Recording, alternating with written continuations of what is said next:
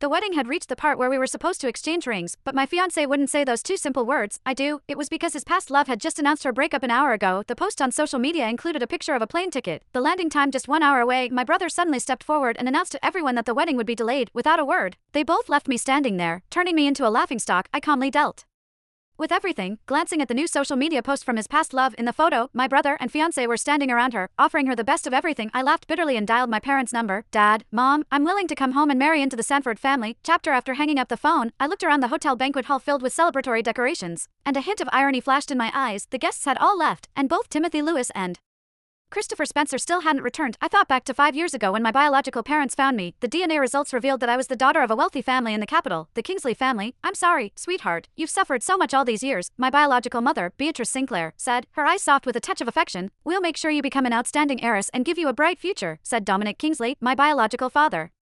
Would you like to return to the Kingsley family? I looked at the couple in front of me, and a complicated expression crossed my face. I had grown up in an orphanage, but I never felt like I lacked love. I had Timothy and Christopher, who had been by my side since childhood. So, 3 years ago, I firmly rejected the idea of returning to the Kingsley family. The high society world was one where a person was never truly free, and I didn't want to become a scheming, calculating heiress. Even more so, I didn't want to become a sacrificial pawn in an arranged marriage. Sweetheart, I know this is difficult for you, Beatrice said softly. We respect your choice, and we hope you'll live happily. Your grandfather made a promise with the Sanford family's head many years ago, a betrothal agreement. If we ever had a daughter, I suppose it's for the best, Dominic said. Of course, if you want to come home, to be a part of our family and share in the responsibilities of our family's legacy, the door will always be open to you. I had long considered Timothy, who had grown up alongside me in the orphanage, as my brother and my family. How could I abandon him? Reluctantly, the Kingsley couple left. It was hard to blame them for their reluctance, as I was their flesh and blood. Over the years, I knew that Lewis Group had been able to rise to prominence in part because of the behind-the-scenes support from my biological family. However, the family and the lover I had chosen myself abandoned me when I needed them most. Time passed, minute by minute, and the various stares from the guests weighed on me, yet they still didn't return. I dialed their numbers again and again. Finally, the phone was picked up, and Christopher's irritated voice came through the line. Helena Kingsley, the wedding can happen anytime. Bella's health was bad, and it got worse when she went abroad. Can't you just let her be? I was about to speak when Timothy grabbed the phone. Lena, stop making a scene. Bella's